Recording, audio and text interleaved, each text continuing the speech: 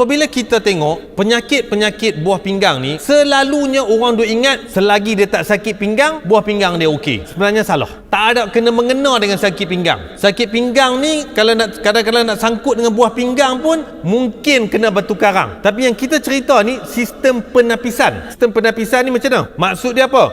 Bila dia kena penyakit buah pinggang, dia mula merosot fungsi, dia rasa tak larat. Letih, dia mula rasa down, tak larat satu macam. Tak ada, kalau kita tak ada ilmu, kita tak terfikir masalah ni masalah buah pinggang. Kita dah ingat hang ni sebab apa ni, kerja kuat sangat ke, tak cukup vitamin ke, sebab apa ni berkelahi dengan bini ke benda ni, kita dah fikir kan, tak cukup makan ke, nampak awak susah hati apa benda ni. Rupanya buah pinggang punya masalah. Pertama, lemah, letih, berpanjangan tak larat kan, dia letih, rasa mual, muntah, hilang selera makan, kemudian dia mai rasa kulit dia tak apa nak elok, gatai satu badan. Entah sebab apa ni, kena apa, makan apa tak kena ke. Dah, bila toksin di dalam badan, sebab buah pinggang ni dia nyoh toksin. Tapi bila toksin tu tidak dinyohkan secara baik, toksin duduk dalam darah, dia akan pergi ke kulit. Bila pergi ke kulit, kita akan gatai, rasa tak apa elok. Kemudian yang kita selalu nampak ni, dia akan rasa bengkak. Bengkak, yang tu selalu orang nampak. Bengkak kat pergelangan kaki. Dia mula nampak bila kita tekan kaki dia, boleh masuk. Boleh masuk. Dia ayak duduk merata tempat kan. Sistem untuk bantu dari sudut cecair dalam badan ni rosak, jadi dia mula bengkak kaki naik ke atas. Kemudian bila dia nampak badan dia sendiri, dia rasa pucat. Antara fungsi buah pinggang, hasilkan hormon, hasilkan arahan kepada badan sumsum tulang ni, keluarkan sel darah merah. Tetapi bila buah pinggang rosak, arahan tak masuk, tak ada arahan, rosak. Jadi sel darah merah tak dihasilkan dengan banyak. Kita jadi pucat. Orang penyakit buah pinggang ni, dia pucat. Bila kencing, berbuih. Sebab apa? Banyak sangat tapisan tak elok. Tapisan tak elok, banyak benda keluar. Benda bagus-bagus semua pakai keluar habis dah. Berbuih. Kita pun nanti kencing pergi tengok sikit. Buih ke apa, tak buih ke? Kan? Banyak protein keluar sebenarnya. Dia protein keluar banyak.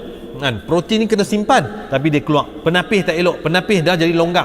Keluar habis. Kemudian dia mula makin teruk ke teruk, dia akhirnya dia sakit. Dia mula jangkitan kat salu kencing, dia darah keluar, jadi macam-macam cerita ni.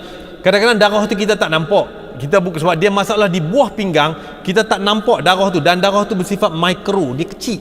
Dia kena dicheck oleh doktor baru kita nampak.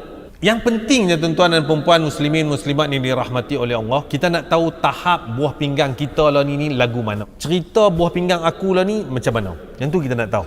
Kan? Cerita perempuan, lain kali kita nak tahu lah ni kita punya buah pinggang, cerita dia A ke B ke C ke D kan, level tu dia ada grade dia, grade 1, 2, 3, 4. Dia 4 grade.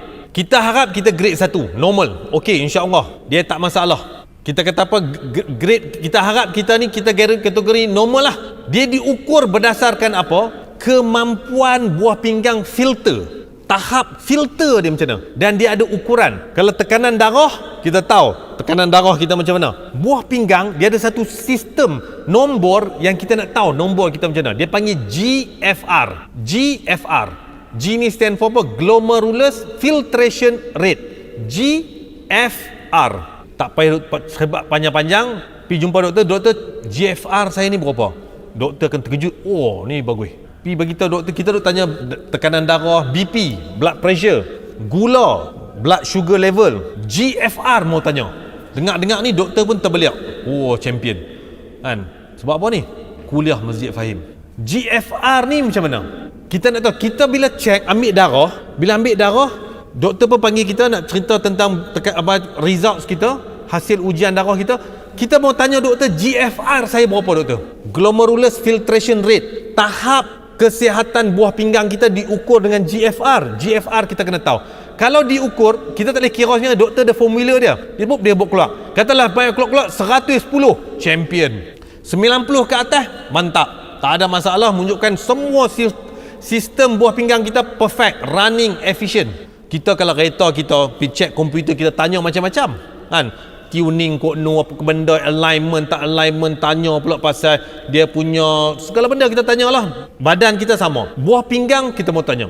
Kalau dia start rosak, dia akan mula menurun, GFR dia menurun. Menunjukkan apa? Dia tak filter dengan baik dah. Filter dia rosak, dia mula menurun.